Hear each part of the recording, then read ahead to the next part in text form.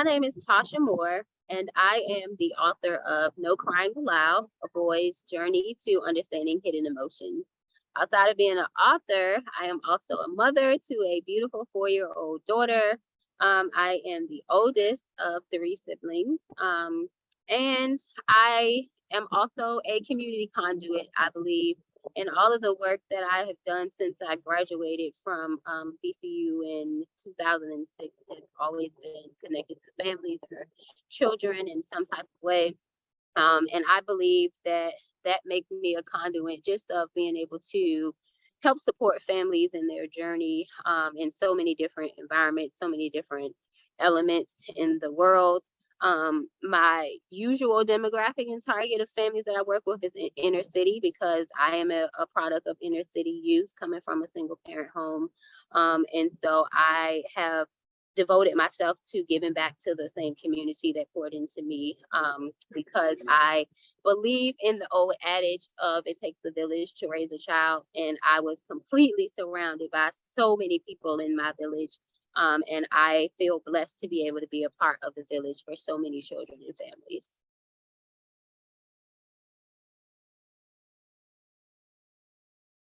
All right, so the book is called No Crying Aloud, A Boy's Journey to Understanding Hidden Emotions. Now, what you'll see on the cover is Devin. He is the main character. Obviously, I'm a female, and so many people ask me why I didn't make the character a woman or a little girl. And that's because I feel like, based on what the book is talking about, the main demographic that I wanted to target was our Black males, because the book talks about being able to uncover hidden emotions that I feel like many of our children, not just Black males, but many of our children don't have the affordability to reach, just in terms of what they're exposed to in their homes, how they're taught to express their emotions. And so in all of the work that I've done with the community, the main child that I'm working with to help in the school system, in home counseling, mental health, is usually a young male. And so Devin is the main character of the book. There's quite a few other characters. Randy, his neighbor, G-Dubs is his grandmother, because that is one of the traumatic experiences that Devin unfortunately has, is being removed from his family of origin, his mom and dad, and having to stay with his grandmother. Malik and Nevaeh, they both are identified as antagonists. They bully Devin on the bus as part of the trauma that he experiences on his way to school. Kwame is a character that is also experiencing some trauma within the book, that's associated with hunger and expressing his anger throughout the day because of not having a specific meal he wants. Miss Price is a very, very integral part of the book, because she is Devin's school counselor, who introduces him to groups at school related to kids who have experienced trauma, and also recommends his participation in therapy to his grandmother. And in his cooperation and willingness to participate in therapy, he then meets Dr. Moore, who is his therapist.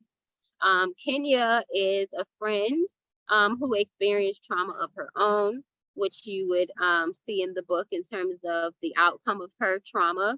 And then Micah and Ariel are also 2 characters who are also antagonists and are bullying Devin at school, which just further elevates the trauma that he experiences throughout the day.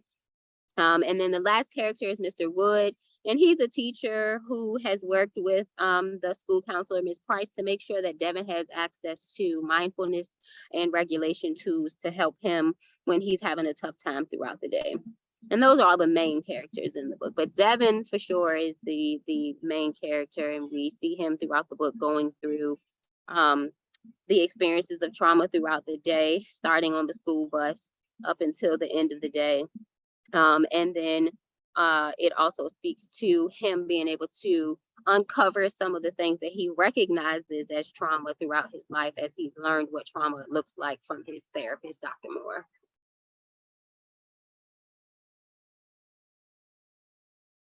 So it took me, I would say the entire process, it took me about a year. It did not take me but a few months to actually write once I got to the point of wanting to uncover this particular story, because Devin in the book and the things that he will speak to in terms of his traumatic experiences were the lived experiences for so many youth that I encountered and worked with throughout the course of the last 12 years. And so it has always been on the front of my brain, and just being able to develop a medium that gave the voice to the children's trauma that they were experiencing. And so the writing process didn't take too long, but I actually self-published this book. And so that is what took the longest. Being able to identify an illustrator, an editor, all of the pieces to put the final project together. I was blessed to be able to have a tribe of women writers around me who kind of encouraged and motivated me, coached me, and then also helped me to find different resources and connections in terms of the editing process, the illustrations, the publication process. And that honestly took the longest, but it really was a beautiful journey because this is new for me. It's not something that I've ever done before. It's been a vision of mine for many years, but seeing it come to fruition is a complete different thing. And then in terms of the audience and who's a writer, being able to write a children's book is a different beast, and having to put together the images and pick the images with the words and doing the editing and the formatting. Um, it stretched me in ways that I did not imagine and I could not imagine, but it definitely was a beautiful process to see it transpire and unfold.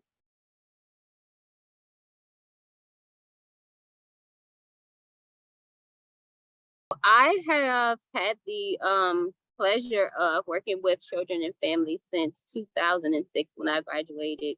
I started off as a day treatment counselor working with youth in the schools. Um, and then all of my experience ran the gamut of working in the elementary schools, doing early literacy education to children and parents, and also training teachers.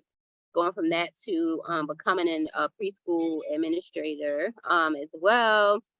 And then I transitioned from that to working with children who had severe emotional regulation issues and behavioral issues. And they were suspended from school and attending an alternative school. And then I transitioned from there to working in foster care, which was a beautiful, beautiful realm of the work that I had not been exposed to before.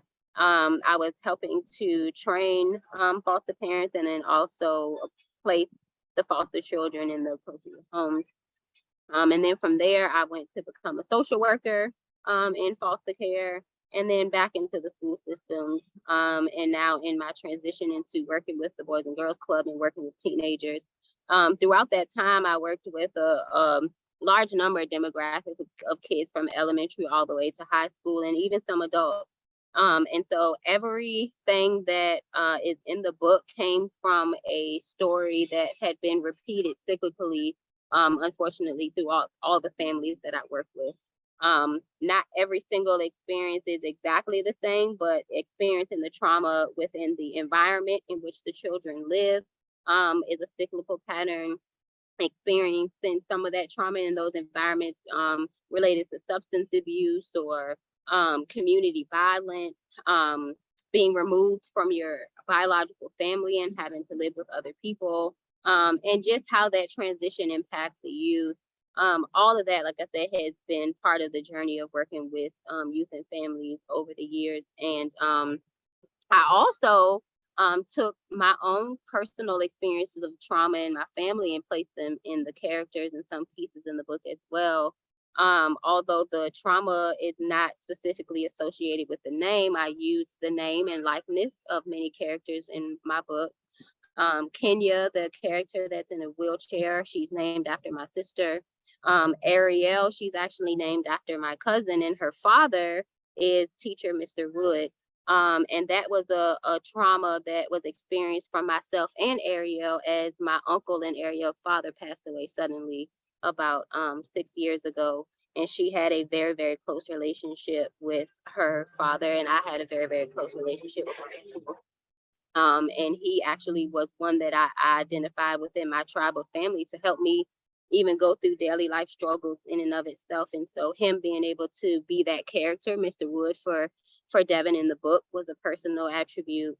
And so the book is inclusive of the traumatic experience of families that I've worked with, as well as my own testimony at the same time. The book heavily points to community issues that we are all experiencing. And working with youth in the city, especially within the last 2 years, I like to highlight to them that we have all recently been forced to engage in a collective traumatic experience and living through COVID and having to have that completely shift and alter the dynamics of life for so many people. And so that in and of itself, it lends itself to being able to have this book be a platform to talk about what trauma actually looks like and being able to give voice to how children are experiencing that on a daily basis and how it impacts their educational setting. Um, and then I believe the purpose of the book was a threefold. It had three purposes. One, in most of my work with children, we have utilized the book as a platform to be able to have challenging conversations and to bring up tough topics. And being able to have the children identify themselves and the characters that are in the book. And so I was very intentional about being able to write a book that featured an African American character because we don't have enough literature that features African American illustrations and characters and things of that nature. Especially, like I said, in working with the inner city, who are the largest population that experience ongoing trauma on a daily basis, being able to identify themselves through a book not only helps them to um, be able to see themselves in the up and down, the ebb and flow of Devin in the book and learning more about himself and uncovering things, but also lends to them being able to see how he transitioned from experiencing those things and knowing that they can have hope to be able to, grow and evolve from those traumatic experiences.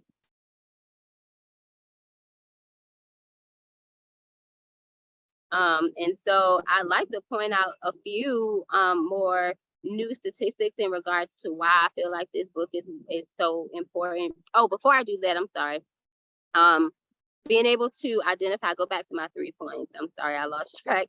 So um, the first one being able to have Devin be an African American character so that our kids can see themselves in the characters. I chose to specifically publish this book myself because I wanted to maintain the autonomy and the rawness of what is depicted in the book. Especially what you see on the front cover. Those are things that many of our youth see on a daily basis. And I wanted to be able to ensure that those illustrations and the content really spoke to the intensity of what our kids experience on a regular basis. And I wanted to be able to talk about mental health issues at an early age, which is something that I feel like doesn't happen very often, specifically within our culture of African Americans. And being able to understand that some of the things that we experience creates a traumatic impact, and actually calling it that. And then the title, No Crying Aloud, A Boy's Journey to Understanding Hidden Emotions, was intentional because I wanted to work towards debunking that myth, especially within our African American culture, that boys aren't allowed to cry, that they don't have the same emotional capacity to experience life, that when something traumatic happens, that they're able to actually shed a tear because crying is cathartic, it's healing. But it's something that we oftentimes shut down for boys in their experience of their raw emotions. And so I wanted to be able to touch on all those particular things. But to go back to the points in regards to statistics in relation to the importance of the book, there is at least 1 in 7 children who have experienced child abuse or neglect within the past year. Actually, about 1,800 children unfortunately passed away from the abuse that they were experiencing in their homes in the United States. There are about 1 in 5 high school students who have been bullied, report bullying, whether that is in person or cyberbullying, which we know is such a huge issue that our children have to tackle these days with social media and access to electronics on their school property 1 or more times within their whole entire school year, which especially for high school students can completely change the trajectory of what is on their, report cards, on it's on their record how many times they've been suspended. And then also about 14 youth die from homicide every day. About 1,300 of these youth are treated in emergency rooms because of some type of violent related injury. And all of those things are within the book highlighted somewhere where there's bullying, there is death or some type of injury that caused permanent damage, like to Kenya. And so those are just the statistics from all over the world.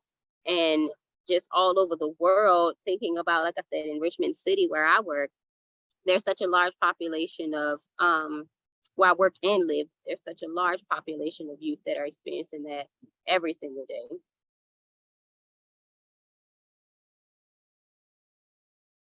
So one of the things that I hear oftentimes in talking to young men when they have experienced something, is that they don't cry. Shut up. Boys don't cry. You need to be a man.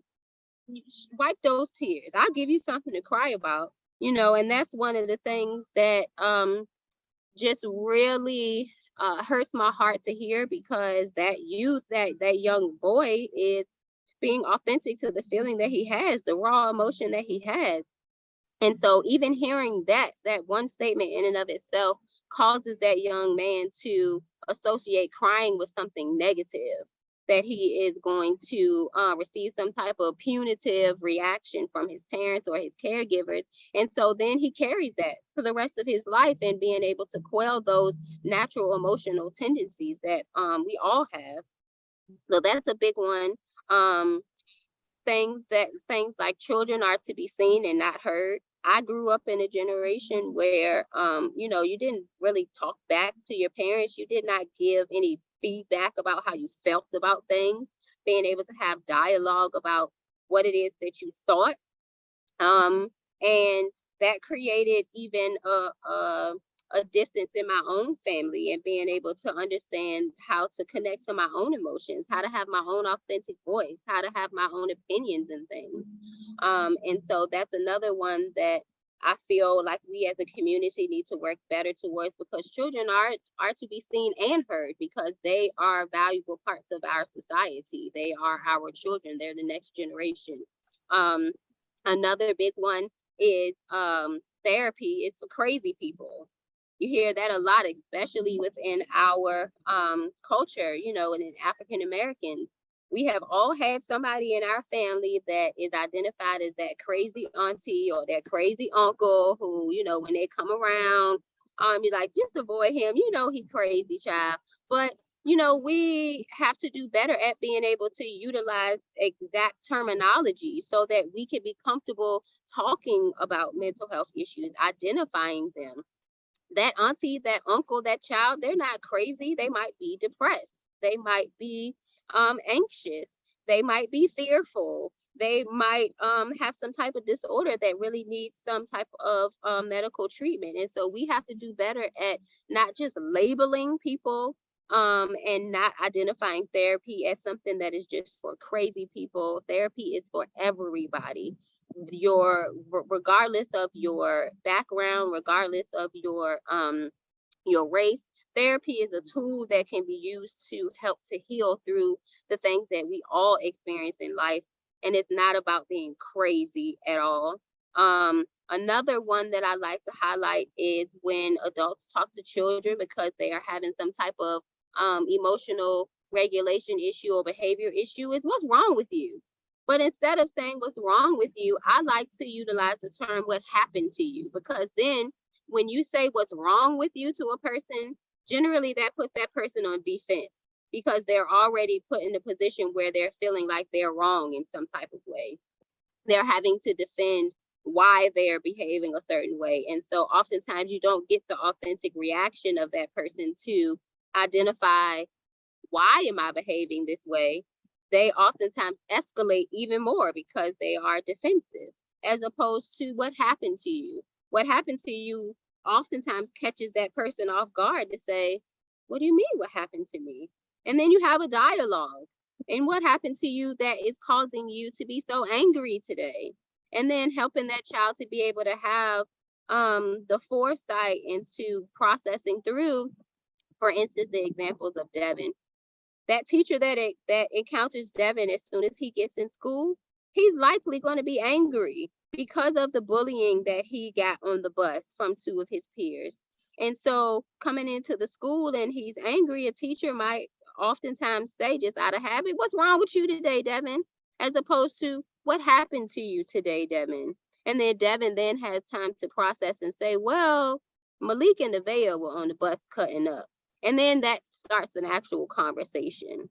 So those are the ones that I wanted to highlight in specific in terms of what I've heard or what I hear on a constant basis.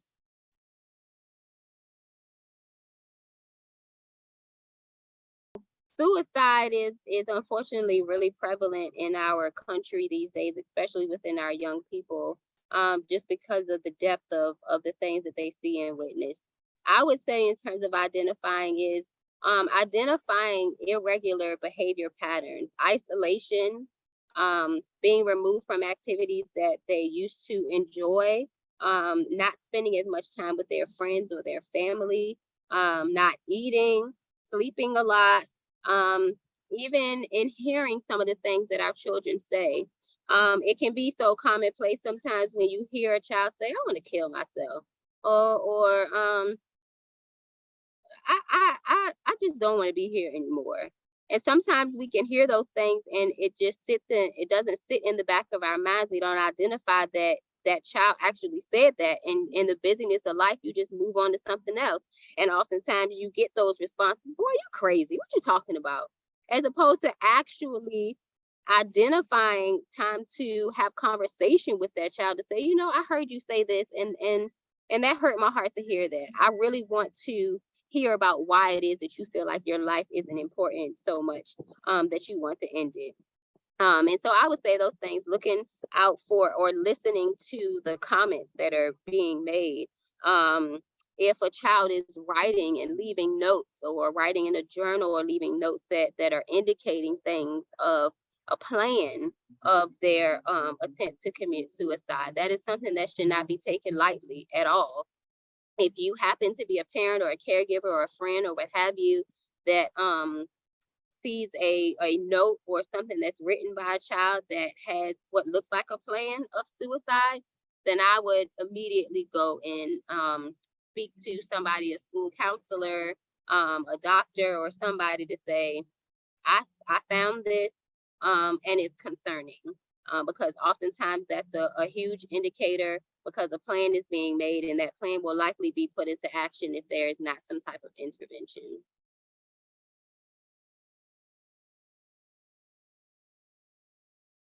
There is an extreme cost associated with not addressing trauma. One of the main things, the reason why I wrote and had Devin be in the environment of school, is that is one of the first platforms that our children experience.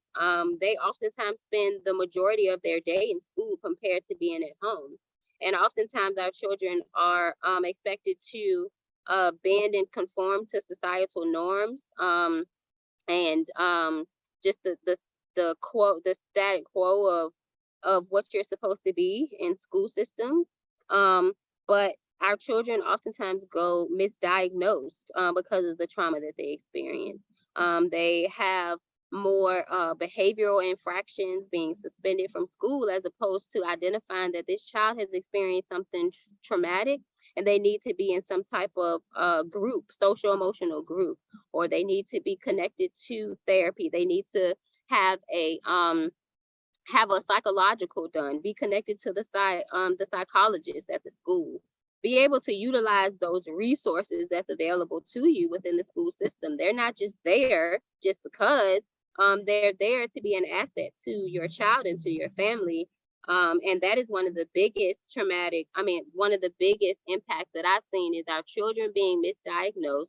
They oftentimes get what we call IEPs, individualized educational plans, identifying that they have some type of academic deficiency, but it's not an academic deficiency. It's that that child's brain is not able to process um, what it is that you have in front of them because of the trauma that is present on the prefrontal cortex. That's not that child's inability to learn. That's that child's inability to regulate the emotions and to be able to process the information. And that is one of the things that hurts my heart the most too, because that IEP follows that child throughout the rest of their school. And oftentimes our parents aren't fully educated on the process to know that something like an IEP is only supposed to be for 3 years, and that the school system is supposed to be working with the family to reduce the need for the IEP. It's not something that your child is supposed to have from kindergarten all the way to 12th grade, but it's so many of our families that actually have that happen because they do not advocate for their child. They do not advocate for themselves. Being able to, some of the other long-term traumatic things is being, like I said, having a lot of behavioral infractions, having children to become more sexually active, engaging in gangs or drug use, substance abuse, because they're looking for ways to quell what they are feeling in the inside, to decrease those strong feelings that they have on the inside, but they don't have the opportunity to talk through with trusted adults at school or in their homes. And we know that, as we see, especially in men, you know, if they are not allowed to have their natural emotional reactions to things, then they turn into young men that are not emotionally fit to be in relationships, to be parents, to be a husband, to be a wife, because they can't, I'm sorry, to be a husband, because they don't have the capacity to express themselves in healthy ways that can create toxicity in relationships. And that's not just for men, I want to say, but that's also for women. But primarily because our men are not taught to identify the emotions that they feel, then that transitions into something later damaging along the lines of, like I said, them not being able to show up for themselves, their children, their families, and also engaging in risky behavior, like I said, being sexually active, creating and producing more children because they're looking to fill a void through that sexual activity, you know, as opposed to saying that I really want a companion and a partner, you know, somebody that's going to listen to me and hear me. And then, like I said, being able to get into drugs or substances or gangs, all of those are long-term impacts.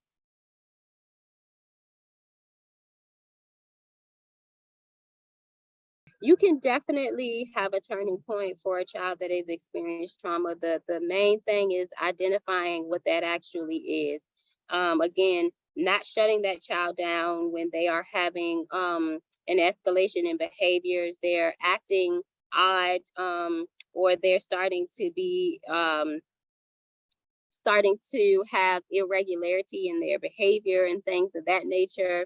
Um, you have to first identify, like I said, what it is that identify the trauma. That is the main thing that we have difficulty with in our families, is actually putting voice and word to what's actually happening. Um, and oftentimes that happens because we as the adults are afraid to be accountable. We're afraid to have that responsibility because then it makes us feel or seem as if we are the wrong person. We feel as if somebody is attacking us. We don't oftentimes go to seek out therapy or mental health services because that creates vulnerability of people coming into our homes and having to get social histories and asking you about the history of your family. And then some of those things start to get uncovered.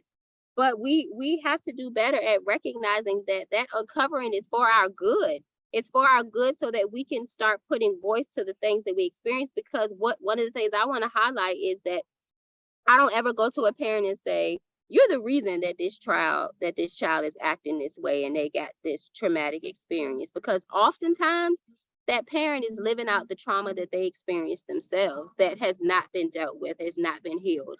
And we oftentimes just repeat what we see. And in our culture, again, in African American culture, we do not have the platform or the experience of having our parents, our grandparents, to participate in therapy that help us to know that it's something that's a useful tool. And so being able to be an adult to say, I am going to agree to allow that vulnerability to take place in my life by having somebody come in and assess what's going on in my family so that I can heal and so that my children can heal. If you do that, I feel like number one, that is a main way of being able to identify next steps and being able to turn from the trauma and then actually put in place what you're learning. That's another thing that oftentimes goes missed is that you spend all of your time participating in therapy, but you're not being honest. You're not saying the reality of what's actually happening. Um, if a therapist is giving you tools to be able to use at home, it's so easy to just get into the monotony of the routine of what you're used to doing, but actually apply those things. You're not going to heal, you're not going to change, you're not going to transform if you don't do something differently. And so apply those tools that they're giving you. Be able to, as adults, I feel like a turning point, even if you don't go to therapy, even if you don't seek mental health, adults, I feel like, do a disjustice in talking to their children by masking what it is that we often feel ourselves and being able to create that open dialogue within your home. Being able to talk through your day is healing in and of itself without having to go to an actual therapist. I do this with my daughter all the time. You know, I'm asking her how her day was. And when I say I'm asking her how her day is, I'm asking more questions. You know, I'm asking open ended questions like, were people kind to you today? Did you experience something good today? And if I have not, then I'm going to be honest with her and say, you know what, baby girl, mommy had a tough day today. It was frustrating and it was long and I am extremely tired. And being able to identify in those days and those moments where my patience is running thin with her, where my automatic reaction is to react to something that she's doing, but being able to take accountability and go back to her and say, you know what? Mama is sorry. Mama's sorry that I yelled at you. I'm sorry that I lost my patience with you because my day was very long and I'm tired and I'm frustrated and I should not have taken that out on you. Just changing those individual behaviors from parent to child can help you turn through that traumatic experience because it's just creating that dialogue between the child and the parent so that that child and that parent can become more comfortable expressing themselves and actually utilizing terminology to express the feelings that they have. That's one of the main things that I want to point out in terms of the anger that Devin is experiencing in the book. He learns to identify other feelings, other emotional terms, and that's something that we have to do for our children. Anger is the main one that many of us can identify with, but sometimes it's not just anger, it's being lonely, it's hungry, it's frustrated, it's tired, it's anxious. It's all of those things. And we have to learn how to utilize that terminology in those words because, again, doing that can help to reach a turning point for every child that might be going to school and acting out. And instead of hitting somebody or throwing something, coming in the next day saying, you know what, Mr. Wood, I'm upset. I'm tired and I feel like I need something out of the box because you're creating that ability for him to be comfortable to utilize that language in all settings outside of the home.